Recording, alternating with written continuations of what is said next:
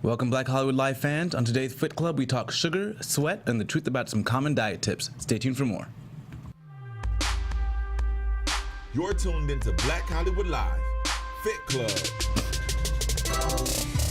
All right, you guys, we are ready to do some salsa, bachata, what is this? I don't know. We're going to burn some calories some way tonight on Fit Club. Thanks for tuning in. I'm your host, Fallon Mercedes. You guys can find me online at fitwithfallon.com or at fitwithfallon. Shaka, where can they find you? You guys can find me, as always, at Shaka Strong on Snapchat, Twitter, and Instagram. Got to keep all the socials. All right. I'm loving this Despacito song, and I love that Justin Bieber is on it, too. And his accents are really great on this, right? Yeah. It is. I have to agree. And if you want to salsa dance, you can burn a lot of calories. Yeah. I think we need to go back. Have you been salsa dancing? Well, not recently. I'm from Miami. So that's what I was going to say. Yeah, we should do some, burn some calories. But not all workouts, we read in a report today, are equal in the sense, just because you sweat, that doesn't mean you're burning a lot of calories and you're getting a great workout. So how much you sweat doesn't really correlate with calories burned. Shaka, tell us more. What's up with that? Well, yeah, you'd always kind of think if you're breaking a good sweat that maybe you're burning more calories, but it really comes down to kind of like your body, the amount of heat that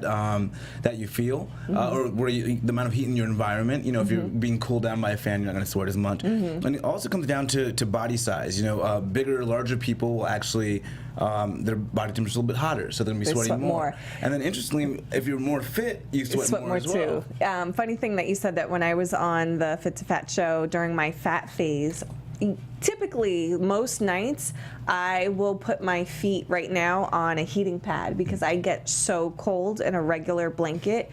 It doesn't warm me up enough. But when I was at my heaviest, that was 40%, or I think it was 43% body fat. Wow. I literally would sweat, have night sweats. I would wake up and the blanket and the pillow would be damp from me sweating. Wow. And it really showed me like, wow, like having excess body fat really does warm you up. But it makes sense because look at bears, you know, they hibernate during the winter. Yeah. They have all that fat to keep them warm.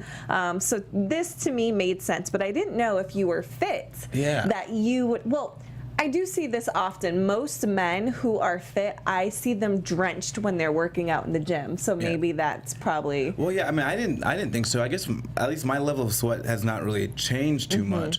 So I was a little surprised by that. But apparently, your body gets more efficient at cooling you down the fitter you are. Yeah. So that's why you're just going to generate more and more sweat.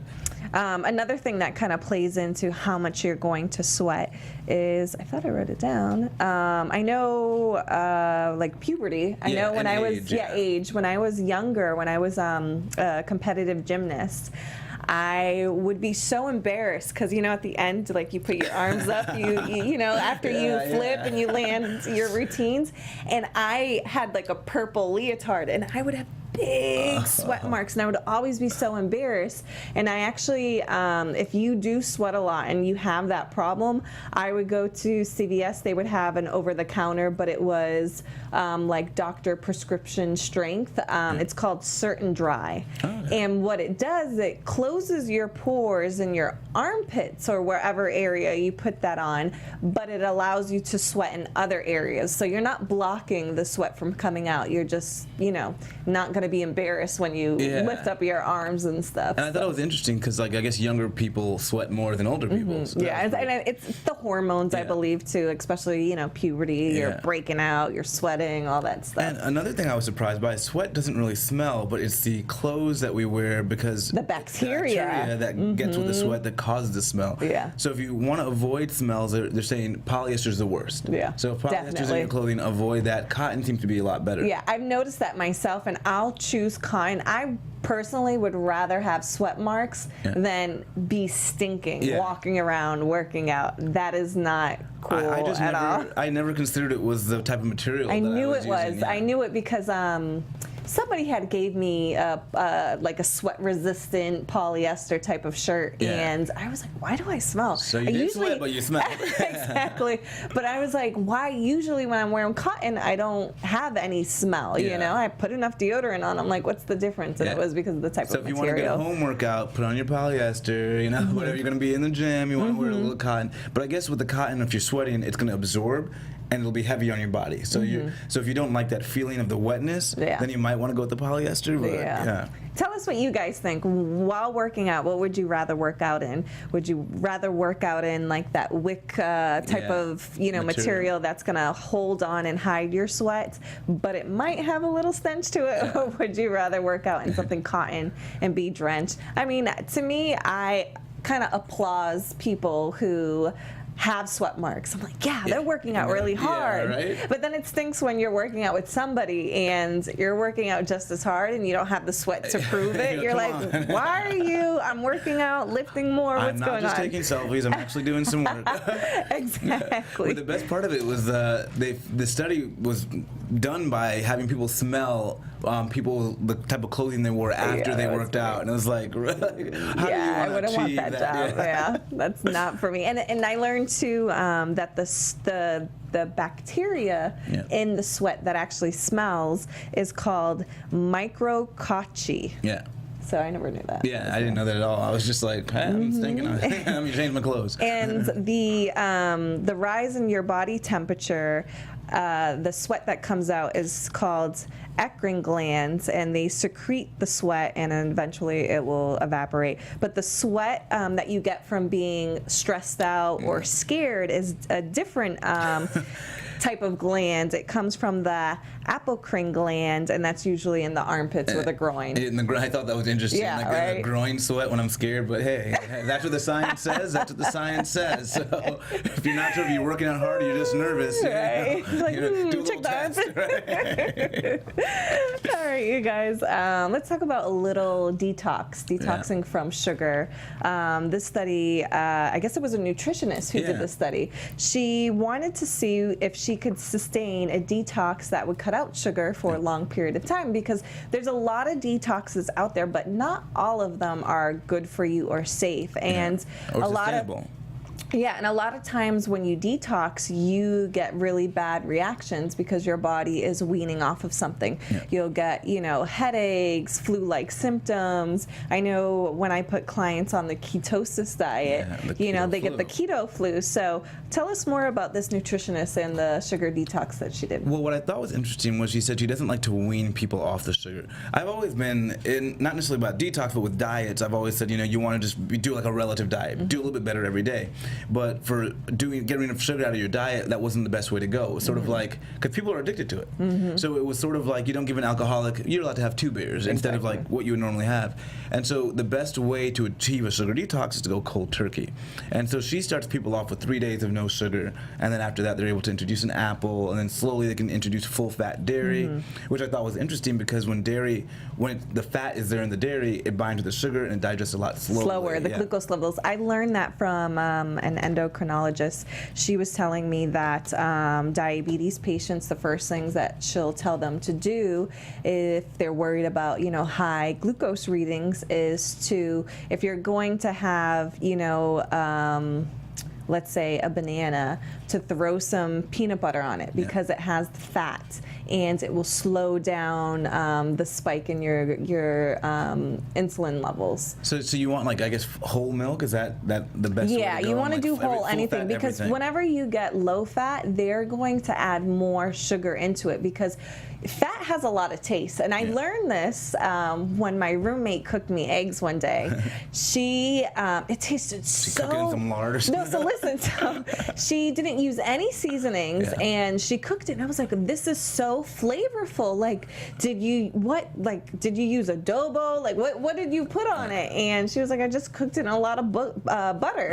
And I looked at the pan, and I was like, oh, that is gross, how much butter she actually used. But Paula Deen. Yeah, exactly. But that really showed me, because me being in health and fitness, I've always tried to, stray away from that. That really showed me, hey, fat adds so much flavor. So when you take out that flavor and you do the low fat, you have to add in so much sugar. So it's not the greatest alternative. You want to go for the full fat anything. Yeah, I think I got lucky growing up because my mom was very against low fat anything. So when I did have dairy, it was all full fat. Yeah, that's good. That's smart. I think it certainly helped. But yeah, people reported, just like you did on your detox, having that full flavor of the fruit. Almonds got tasty. It was nuts because Dr. Shaka, she did the same thing in the sense, like, cold turkey, like everything. And when I started it off, the first 5 days, it was literally no sugar, no meat, no dairy, basically just vegetables and healthy fats. And it was like my taste buds came alive. I could taste, I was like at work eating tons of strawberries, tons of like just any natural type of sugar, and it was amazing. Yeah, it's like they said when the apple becomes candy too. Oh, it was amazing. Yeah. So I found this interesting too in the study that they reported that 10% of the U.S. population is addicted to sugar. Yeah, that's a lot. What is that? 30 million people? That's crazy. I believe it too. Yeah. Even, you know, when I look at children, what they're eating, it's insane. Yeah, especially, I mean, our obesity is on the rise in the world, but the United States is leading that rise, which is just crazy. And it's kind of like disappointing because I feel like we have so much knowledge here. Yeah. You know, we have access to some of the best, you know, professionals and researchers and education and access to comfort foods and these grocery stores in every corner. So it's that balance. So it really becomes, I guess, on us to have individual responsibility. Even yesterday, Omar and I, we went to, my boyfriend, we went to Catalina Island, and and everything closes down really early. Yeah. And we did not see one supermarket in sight. And we were kind of just like amazed, like, how are, like, there's no there's a market on Catalina. We didn't see 7-Eleven. No, there's not that, but there's a little Catalina market. There's probably a market, but what I'm saying is we didn't. We didn't see, you know, Ralph's on every corner, and everything is shut down by like 7 o'clock, 8 o'clock. So it just amazed me, like they literally have to import everything. I was like, what did you do? Did you get fish? Did you fish? I mean, what was it? Where did we get food from the bar? But it wasn't like anything great, and it tasted like it was bad. It wasn't that great. But it's interesting here. I mean, I know Catalina is still considered America, but even being on a little island like that, it showed us like, wow, you don't have access to anything at any time. I mean, there was no what do they call it? Yelp mates or Postmates. Postmates or what's the Yelp one? 2017. Yelp Eats. Yelp Eats. That's what Uber it is. Eats. Yeah, Uber Eats.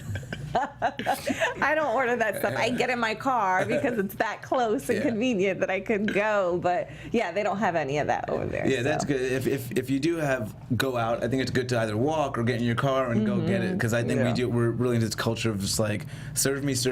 I'm not getting up off my couch. Yeah. And I think that doesn't help our fitness at all. No, it doesn't. Not at all. And I feel like, you know, I would typically go to bed hungry, you know, if everything's closed. But now that, you know, you can deliver at, you know, Subway, even open 24 hours a day. And we're all prone to overeating, especially for having the sugar, because sugars are very addictive, and with the high fructose corn syrup. So it's almost this cycle that we're kind of stuck in. So it's really individual responsibility. So hopefully if you're listening to this podcast, you're doing something good for yourself. And the nutritionist who did the study, she had, you know, over, 50, 100 people did it, and every person that did it lost between 5 to 20 pounds just off of taking away sugar. So it wasn't going vegan or vegetarian or, you know, it was just sugar alone. Getting rid of that, doing that detox. And by the end of, it was like a 4-week detox.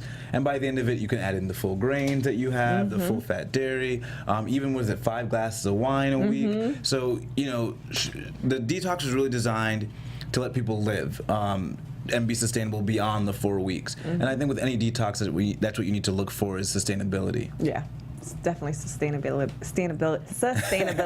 I think, I don't even know what day I'm on. I have not had like real meat in, I don't know, 50 days, something like that. Yeah. Have you been having the fake meat? The other day, if you follow me, I put up a story that I went out and bought the jackfruit from Whole Foods. Nice. It was the chili lime jackfruit, and it was almost like mine.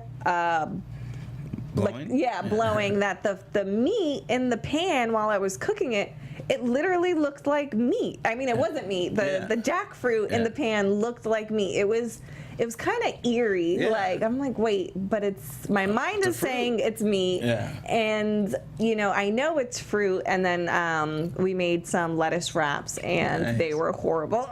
What?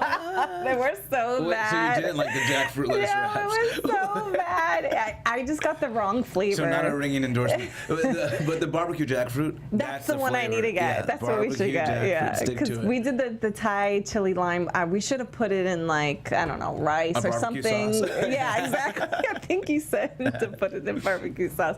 It wasn't good, but it looked good, and it was Instagram worthy. And it tasted like meat, but just not the right flavor, right? It didn't taste like meat. It was different from the street tacos that you got me when we went to I thought I cooked it long enough because it looked tough, but it was very soft. I don't know. I got to work on my. Do not be deterred. Yes. So I'm gonna try again. I'll report next week. So I've been doing pretty good. I have incorporated some fish though. Okay. I've been doing some shrimp, so I haven't been. I just started a couple days ago. Yeah. I felt like I don't know. Dr. Shaka, she said, listen to my body, and I was craving tuna fish and shrimp. So go to Doomy's. What is it? Fountain and Vine, and they've got shrimp that you cannot distinguish between. Are you serious? You can't tell. Yeah. I mean, like, I had the shrimp, and I went up to the counter twice. I said, "Are you guys sure? like, are y'all sabotaging me right now?" Okay, I'll definitely try that out. Yeah, hopefully. check it out. And I need to know where they buy it from. But I mean, I was shocked to find out the shrimp. It's just vegan shrimp. Yeah. Interesting. I didn't know they had that. I heard that they have vegan bacon. Oh yeah, vegan bacon. Yeah, it's almost indistinguishable. So It's crazy to me. I'm gonna have to try that. And that you can find at Ralph's or any other grocery store. Yeah, I'm gonna have to check it out. Ralph's is, they don't have as much options as Whole Foods, but they're starting to come around. I love Sprouts is pretty good too. I love just my spicy black bean veggie burger. That is like, nice. I can literally eat that every day. That is definitely my go-to. What is your go-to when it comes to compression pants? Do you work out with compression pants, or what do you wear when you work out? I normally just wear shorts. I kind of want to get into the craze of compression pants, but I wasn't sure what to get. And then, like, do I wear something underneath the compression pants? Because some people do, or some people don't. Yeah. It was just too much. I was like, I'm sticking to shorts. I mean, I think a lot of people turn to compression pants, one, for looks. Yeah, they look good. That's why I wanted to get them. They look good. Yeah. They show off, especially if you have, great quads and hamstrings, glutes. But there's studies that show that they are not all that they claim to be. Most people think that if you're an athlete or you want to be an athlete, it's going to help with your athletic performance. But these studies show that it's not so. Yeah, this was interesting. So it was a study by Nike. And so apparently when you don't run with the compression shorts on, your muscles vibrate more. And that vibration activates your muscles, which means the thinking is the more your muscles are activated, then the more you're going to be fatigued. So the less vibration that you're able to compress, then your muscles will fatigue less. So the compression shorts did in fact limit the vibration, but the muscles, it didn't help with the fatigue at all.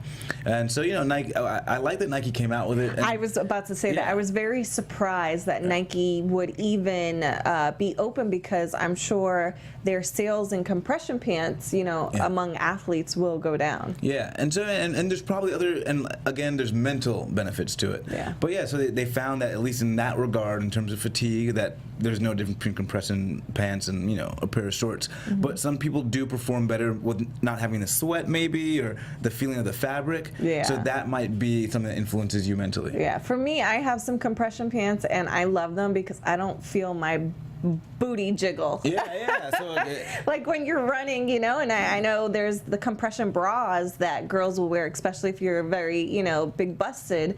It will keep your boobs in place because it's uncomfortable when you're trying to sprint or do certain types of movements and you feel in, Yeah, so that's good. So I think that will actually help you be a little bit faster if you're not stopping because you're uncomfortable or like slowing down as a result. For me, always I choose comfort.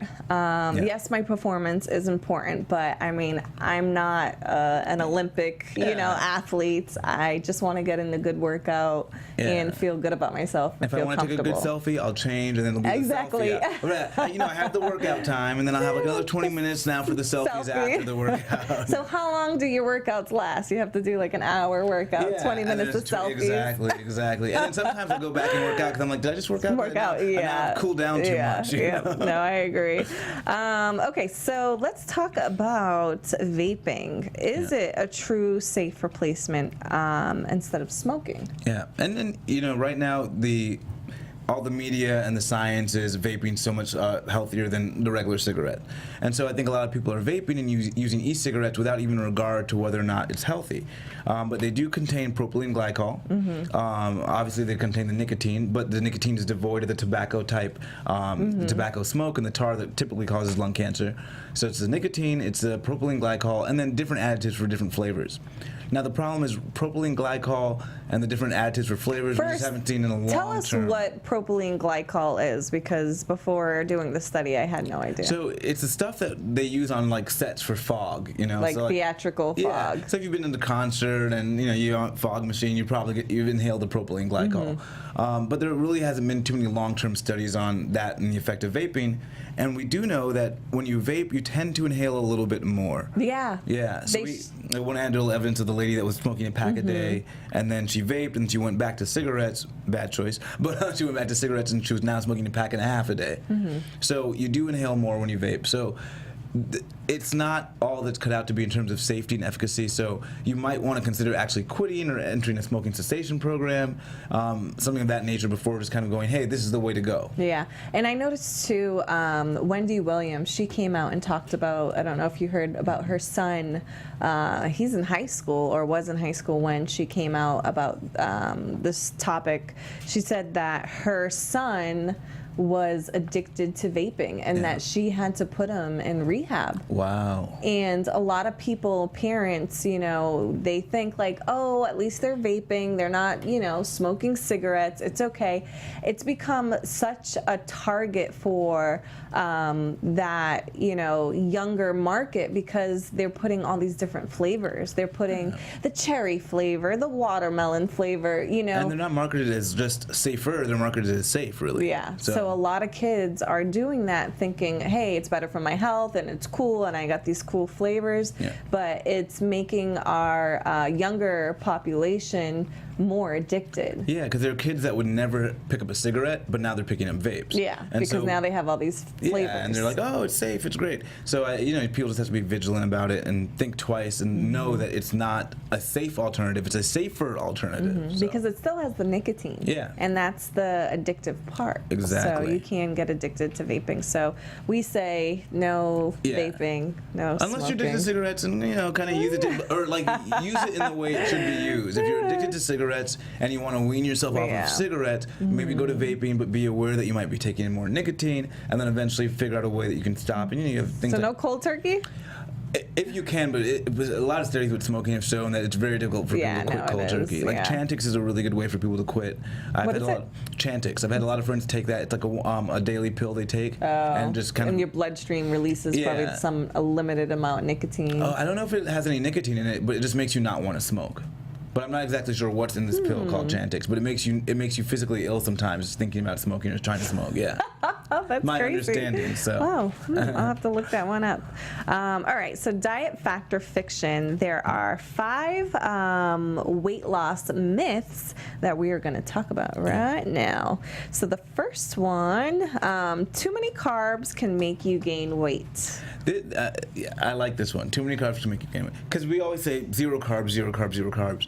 But at the end of the day, it is about the calories. It is. So if you're in a negative, if you're in a deficit, if you've burned 2,000 but only taken in 1,000, and all the 1,000 were carbohydrates, you're still going to lose weight. Yeah. So people need to understand that. But I do think we overeat carbohydrates. Oh, definitely. A lot. So that's why it tends to be effective to cut them out. It blows my mind sometimes when I pick up even healthy, products like a granola bar, and you're like, how many carbs? Yeah. And you know, then they trick you with the serving size, you know, for one stick, and there's like 2 granola sticks, and you're like, or even half a granola is a serving. Wait a minute, who eats half a granola yeah, bar? exactly. So yeah, carbs definitely can be tricky. And it's 4 calories per gram. Yeah, and I think too, the most important is the quality of your carb, you know, not as processed. You know, I personally don't think there's anything with, you know, oatmeal, brown rice, you know,